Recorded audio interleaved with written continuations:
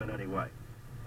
Right, no, I hear you. Look, there's certainly an entire school of judicial philosophers who say predictability in the court it should have a premium also. So that we know as lower courts get guidance from the higher court what direction the court's going to go in, and certainly someone, another originalist, as you might call it, would aid that. Listen, you ask Jay Sekulow, he might be the next nominee, frankly, but he certainly would know who it might be. Except I'm too old. Yeah, no, I hope not. In any event, though, but he couldn't say it. I want to throw out there, one of the names originally on the president's list before Justice Gorsuch was named was Diane Sykes in the Seventh Circuit. I recently argued a case before her on a panel. She ended up writing the decision in our favor on a voting rights case, ballot access case. She was terrific. I mean, she was as sharp a judge as I have appeared before on an appellate panel of many, many years, many appellate panels. I think that's a name to look out for in any event. Well, I agree. How many times have you argued now before the Supreme Court?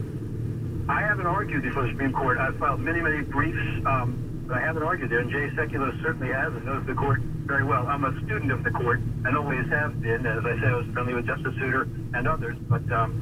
whatever happened to Justice Souter? He was supposed to be the great originalist himself. He turned out to be a major disappointment, and he regularly votes with the left wing of the court.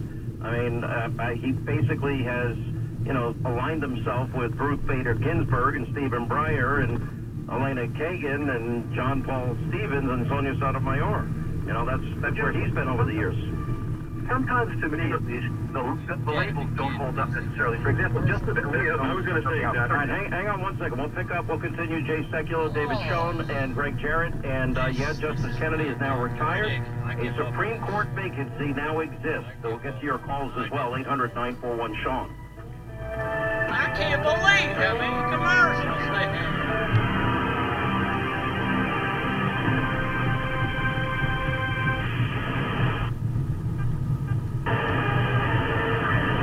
Georgia 811 call before you dig news center. I'm Mark Woolsey with the Georgia News Network. The U.S. Supreme Court today made a non-decision decision in the long-running Georgia-Florida water war. Justices today remanded the court fight back to the special master who had decided in favor of Georgia earlier. Florida has long contended that Georgia was taking too much water from the Chattahoochee and Flint rivers, hurting that state's fishing industry.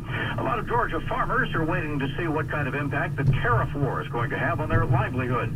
GNN's Matt Cook reports. There's been a lot of speculation as to what impact the trade fight between the U.S. and China will have on Georgia farmers. Pecans, soybeans, cotton, and peanuts have been caught up in the fight. The tariffs imposed by China are driving prices down in many cases, hitting Georgia farmers in the pocketbook. Former Georgia governor and current agriculture secretary Sonny Perdue said yesterday during a speech in Chicago that most farmers understand President Trump's trade fight with China is necessary, and he hopes to have a plan in place to protect farmers by the time the fall harvest comes around. Matt Cook, GNN News. The 19-year-old man arrested after a bizarre incident at Hartsfield-Jackson Airport in Atlanta yesterday made a first court appearance today. Jiron Jones was accused of running onto the tarmac nearly naked, jumping onto a wing of a just-arrived flight, and pounding on the windows. Airport spokesman Andrew Gobeil telling reporters how that man gained access. What he did is he actually ran down on this construction site, jumped over a fence which was there to ward off the construction site, crossed Sullivan Road, jumped over the side of fence. Atlanta police say overall they're pleased with their response, but will review the incident in any event.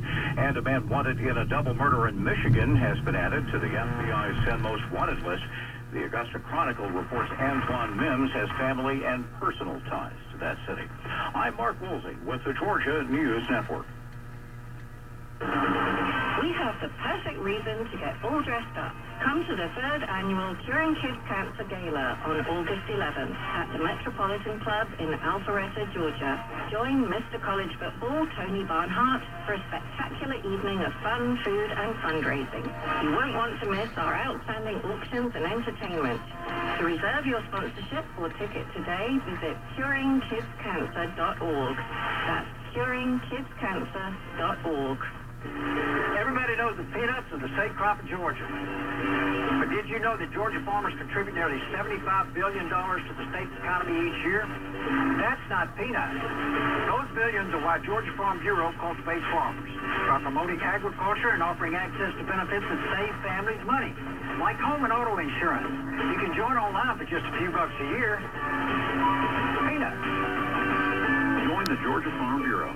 Chris? This weather update brought to you by Kaler Industrial Sales. Daily risk of showers and thunderstorms. Nothing looks likely, but if you get caught into one of these cells, expect some locally heavy rainfall and briefly gusty winds. It's a 40% chance this afternoon, down to a 30% chance this evening, mid-70s. Tomorrow, mostly sunny, 30% chance of showers and thunderstorms, low 90s. Friday, mostly sunny, 30% chance of showers and thunderstorms, highs, low 90s. Georgia meteorologist John Weatherby in the TNN Weather Center. Hi, I'm Heath Kaler at Kaler Industrial Sales.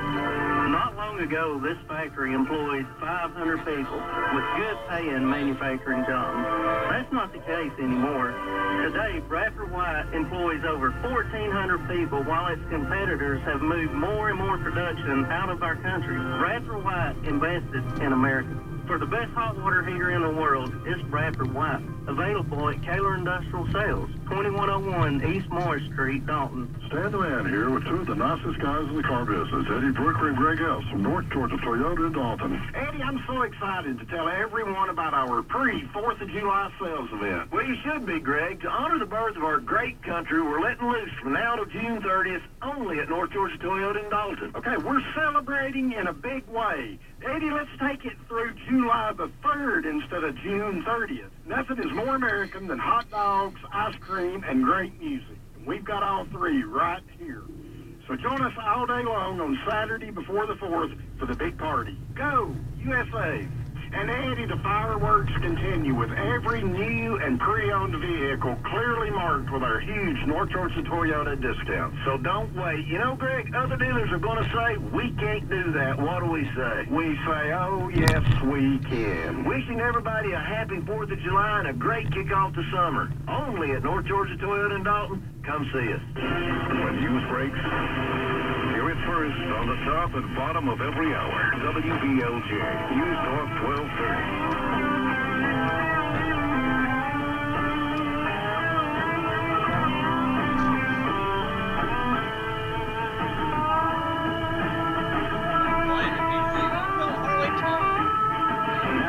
Money for our sponsors. Let's go back to making the liberals crazy. The Handman is back on the radio right now. You create commerce in order to regulate it? That's not what's going on here, Justice Kennedy, and we're not seeking to defend the law on that basis. In this case, what is being regulated is the method of financing the purchase of health care. That itself is economic activity with substantial effects on interstate commerce. And so any self-purchasing, anything I purchase, you know, if I'm in any market at all, my failure to purchase something in that market subjects me to regulation. No, that's not our position at all, Justice Scalia. In the healthcare market, the healthcare market is characterized by the fact that aside from the few groups that Congress chose to exempt from the minimum coverage requirement, those who for religious reasons don't participate, those who are incarcerated, Indian tribes, virtually everybody else is either in that market or will be in that market. And the distinguishing feature of that is that people cannot generally control when they enter that market or what they need when they enter that market. All right, that was the ACA debate regulation meeting, and of course that decision was lost, and the ACA was considered constitutional. That was one of the worst decisions, definitely a definitive moment in terms of John Roberts, and it was believed at the last minute that he changed his decision. It had been reported fairly widely because he didn't want the court to be viewed as political in any way as the Chief Justice.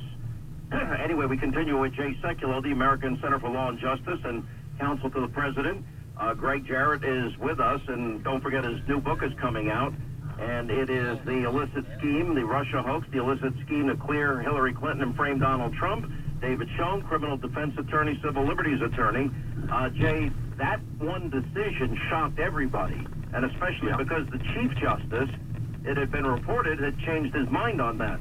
Well, it happens, and the fact is that, I think David said this earlier, that sometimes the ideological lines don't mesh so well when it is, in fact, they become a justice of the Supreme Court. So what you want to have, or what you want to